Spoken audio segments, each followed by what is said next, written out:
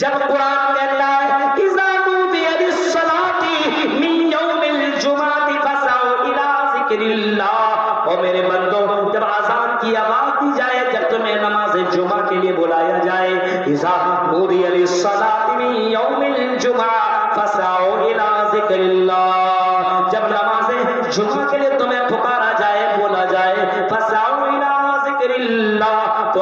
اللہ کے ذکر کی طرف دوڑو، اللہ کے ذکر کی طرف نکلو، وذروا البیع، اور اپنے کاروبار کو ترک کر دو، چھوڑ دو، دکانوں کے اندر تم تالے لگا دو میرے بھائیوں۔ لیکن آج ہمارے یہاں ایسا نہیں ہو رہا ہے۔ جاؤ مدینہ کے اندر دیکھو، مکہ کے اندر دیکھو میرے بھائیوں، جب آزاد دی جاتی ہے لوگ اپنے اپنے دکانیں بند کر دیتے ہیں۔ آج بھی باقاعدہ مدینہ کے اندر بھی، مدینہ تو رسول کے اندر بھی، آپ مدینہ کا جو مارکیٹ ہے اس کے اندر آپ جائیے، آزان ہوتی ہے اس کے بعد کوئی بھی آدمی دکان کا مالک کسی بھی کسٹمر کو سامان دینے کے لیے تیار نہیں ہوتا ہے۔ آزان ہو چکی ہے، اب ہم اپنا سامان تمہیں دے نہیں سکتے۔ میرے پیارے ساتھیوں غور کرو، لیکن آج اپنے یہاں آزان ہوتی ہے کوئی مطلب نہیں ہے، کاروبار جاری ہے، کاروبار آدمی کر رہا ہے۔ لوگوں نے رزاق کو بلایا رزق کی چکر میں، رزق کے چکر میں لوگوں نے رزاق کو بھول بیٹھا ہے۔ میرے پیارے ساتھیوں نماز کی پابندی کرو، نماز کی پابندی کرو، ہر حال میں نماز کی پابندی کرو، نماز کا خیال کرو۔ اللہ کے نبی صلی اللہ علیہ وسلم آخری وقت کہہ رہے تھے آپ اس دنیا کو چھوڑ رہے ہیں، اس دنیا کو چھوڑ کر کے جا رہے ہیں، لیکن اپنے صحابہ کو، اس امتی کو باقاعدہ وصیت کرتے ہوئے جا رہے ہیں، او لوگوں الصلاۃ الصلاۃ الصلاۃ وما ملکت ایمانکم، او لوگوں نماز نماز نماز کا خیال کرنا، وما ملکت ایمانکم، اور اپنے ورکر کے ساتھ اچھا سلوک کرنا، آپ کے ماتحت میں جو لوگ ہوں گے اس کے ساتھ اچھا برتاؤ کرنا، اپنے نوکروں کے ساتھ اچھا سلوک کرنا، اپنے ورکروں کے ساتھ اچھا سلوک کرنا۔ یہ کون کہہ رہے جناب محمد رسول اللہ آخری وقت میں لوگوں سے کہہ رہے کہ نماز چھوڑنا نہیں، نماز کی پابندی کرنا، کیونکہ کل قیامت کے دن پہلا سوال، پہلا کوشچن بندوں سے کیا جائے گا، اول ما یحاسب به العبد یوم القیامہ الصلاۃ، کل قیامت کے دن بندے سے پہلا سوال یہی کیا جائے گا نماز کے بارے میں، تم نے نماز دنیا میں پڑھی یا نہ پڑھی، اور اس کے بعد یہی پوچھا جائے گا تم نے نماز تو پڑھی، اگر کوئی پڑھتا ہے تو میرے بھائیو نماز پڑھنے کا طریقہ معلوم نہیں ہے۔ اللہ کے نبی فرماتے ہیں صلو باللیل، اللہ کے نبی فرماتے ہیں او لوگوں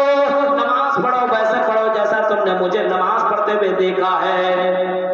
صلو کما رأیتمونی اصلی، نماز پڑھو ویسے پڑھو جیسا تم نے مجھے نماز پڑھتے ہوئے دیکھا ہے۔ صحابہ کی نماز کو دیکھو اور میرے بھائیوں ویسے ہی نماز پڑھو۔ آج ہم نماز پڑھتے ہیں لیکن سجدہ کا طریقہ معلوم نہیں، رکوع کا طریقہ معلوم نہیں، قیام کا طریقہ معلوم نہیں۔ آج ہم نماز میں پڑھ رہے ہیں لیکن محمد رسول اللہ کے طریقے پہ نماز نہیں ہے، اس وجہ سے اپنے اندر کمیاں پائی جا رہی ہے۔ خشوع خضوع کے ساتھ نماز پڑھو۔ قرآن کریم 18 پاری کو آپ اٹھاؤ گے تو 18 پارے کے اندر لکھا ہے قد افلح المؤمنون، یقیناً مومن ہی کامیاب ہے، کامیابی مومن کے لیے ہے، جنت مومن کے لیے ہے، مومن کے لیے ہی جنت خوشخبری ہے۔ الذین هم فی صلاتهم خاشعون، جو اپنی نماز کے اندر خشوع خضوع اختیار کرتے، نماز اللہ کے رسول کے مطابق پڑھتے۔ الذین هم فی صلاتهم خاشعون، جو لوگ نماز کی پابندی کرتے ہیں،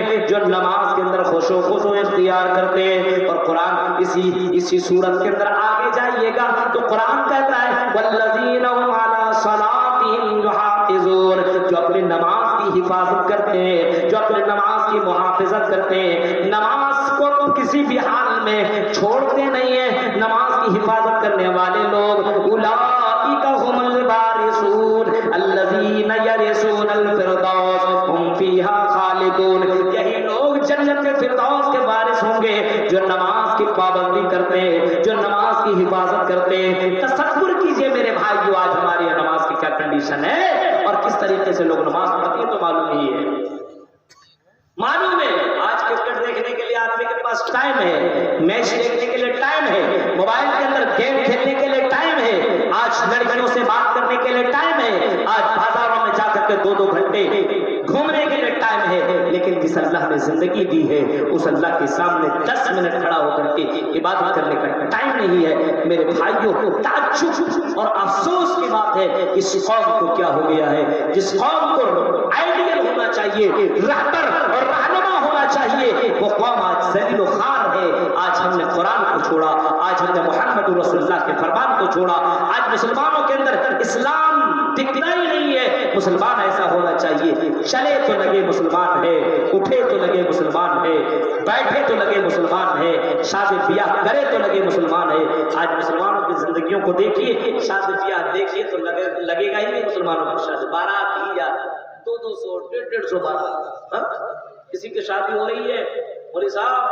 اپنے بیٹی کی شادی کر رہا ہوں، اتنا جہیز دینا پڑ رہا ہے، سوچیے اتنا لگ رہا ہے، گاڑی فریج یہ سارے سامان دینے پڑ رہے ہیں۔ میرے بھائی، کون سے آپ مسلمان ہیں؟ حرام خوری ہمارے یہاں، ہمارے زندگیوں کے اندر حرام چیزوں نے انٹری کر لیا، حرام خوری کے ہم عادی ہو چکے ہیں۔ ابھی دیکھیے بہت نوجوان نسل کو آپ اٹھائیے، ان کے موبائل کو دیکھیں، اس کے اندر ڈریم 11 ایپ ڈاؤن لوڈ کیا ہوا ہے، روزانہ جوا کھیلتا، روزانہ اس ٹیم کے اوپر لگا رہا ہے، اس ٹیم کے اوپر لگا رہا ہے، اس کے اوپر 10-20 روپیہ لگا کر کے کہ چلو ہم جیت جائیں گے، ہم کو 1 لاکھ 2 لاکھ 10 لاکھ 20 لاکھ 1 کروڑ مل جائے گا، ہم بن جائیں گے کروڑ پتی۔ میرے بھائی کو سوچیے، سوچ کتنی گھٹیا ہے، کتنی غلط سوچ ہے۔ حرام طریقے سے پیسہ کھانے والا، آپ نے بھی حرام اور حلال کے تعلق سے شاید کسی مولانا سے سن رہے تھے جب ہم لوگ بیٹھے ہوئے تھے، مدنی صاحب اور یہ ہمارے ڈاکٹر صاحب دوسری دوران کوئی حلال اور حرام کے اوپر تقریر کر رہے تھے، معلوم نہیں ہے، لیکن بہرکیف اگر آپ اپنے جسم کے اندر حرام پیسہ داخل کر رہے ہیں تو یاد رکھیے مطعمہ حرام وملبسہ حرام وغذی بالحرام فأنا یستجاب لذلک۔ آپ کی دعا قبول نہیں ہوگی، آپ کی عبادت قبول نہیں ہوگی اگر حرام طریقے سے آپ نے پیسہ کمایا ہے، حرام طریقے سے آپ نے پیسہ کمایا ہے، حرام طریقے سے اگر آپ نے کسی کا پیسہ کھایا ہے، یتیموں غریبوں کا پیسہ کھانے والا اور غریبوں کا پیسہ لوٹنے والا، یتیموں کا پیسہ وہ کھا نہیں رہا ہے، پیٹ کے اندر پیسہ نہیں ڈال رہا ہے۔ ان الذین یأکلون اموال الیتامی ظلما انما یأکلون فی بطونہم نارا۔ قرآن کہتا ہے اپنے پیٹ کے اندر وہ جہنم کی آگ کو وہ بھر رہا ہے۔ یتیموں کے مال کو کھانے والا، یتیموں کی کفالت کرنے کی کوشش کرو، کیونکہ یتیموں کی کفالت کرنے والا امام کائنات فرماتے ہیں انا وکافر الیتیم کہاتین فی الجنہ، میں اور یتیموں کی کفالت کرنے والا دونوں کے دونوں ایسے جنت میں رہیں گے۔ آپ نے دونوں انگلیاں ملا کر کے بتایا اور لوگوں کو بتایا، وہ لوگوں یتیموں کی کفالت کر، غریبوں کی کفالت کر۔ آج یتیم اور غریبوں کا پیسہ چوسنے والے لوگ موجود ہیں، یہ جہیز کے نام پر، یہ تو انٹرنیشنل فقیر ہے، یہ بھک منگا ہے۔ میرے بھائیوں سوچئے، غور کیجئے، آج یتیموں اور غریبوں کا پیسہ کو لوٹا جاتا ہے، اور سماج کے اندر اگر زناکاری بڑھ رہی ہے تو میرے بھائیوں یہ بھی جہیز کا بہت ہی بڑا رول ہے۔ جہیز کی وجہ سے آج ہمارے سماج کے اندر یہ زناکاریاں بڑھتی جا رہی ہے۔ آج ہمارے سماج کی لڑکیاں میرے بھائیوں مجبور ہے یہ کام کرنے پر، میرا باپ 5 لاکھ تو خرچہ نہیں کر پائے گا، اسی وجہ سے غیروں کے ساتھ ہماری بہنیں بھاگ رہی ہے۔ اور لوگوں اللہ کے واسطے جہیز کو بند کرو اور اللہ سے ڈرنے کی کوشش کرو، کل قیامت کے دن تمہیں اللہ کی یہاں جواب دینا پڑے گا، قیامت کے دن تمہیں اللہ کے یہاں حساب دینا پڑے گا۔ تمہاری یہ بہن، ہماری یہ بہن میرے بھائیوں غیروں کے ساتھ بھاگ رہی ہے اور غیروں کی طرف سے باقاعدہ آفر مل رہے ہیں، آؤ اس سے شادی کرو، ہم تمہیں یہ دیں گے، ہم تمہیں یہ دیں گے، ہم تمہیں یہ دیں گے۔ آپ نے سنا نہیں ایک نیتا کا بھاشن، 10 آفر اس نے دیا ہوا، یوٹیوب کے اندر موجود ہے، دیکھ لیجیے، 10 آفر دیا ہوا ہے غیر مسلم کے تعلق سے۔ مسلمان بہنوں سے کہا جا رہا ہے ہماری بیٹوں سے شادی کر لو، ہم تمہیں یہ آفر دیتے، یہ دیتے، یہ دیتے، یہ دیتے۔ میرے بھائیوں عجیب مسئلہ ہے، سوچئے، غور کیجئے میرے بھائیوں، آج ہماری بہنیں دوسروں کے ساتھ بھاگ رہی ہے، آج ہماری بہنوں کے ساتھ یہ بھاگنے والا معاملہ کون کر رہا ہے؟ اے مسلمانوں تم کر رہے ہو، تم جہیز کو بند کرو، جہیز کو ختم کرو، یہ حرام خوری ہے، اپنے یہاں سے حرام خوری کو ختم کرو۔ میرے بھائیوں سوچنے والی بات ہے، اور یہ حرام خوری کب ختم ہوگی اپنے یہاں سے؟ وَأَنفُسَكُمْ وَأَهْلِيكُمْ نَارًا، جب اپنے آپ کے اپنے دل و دماغ کے اندر جہنم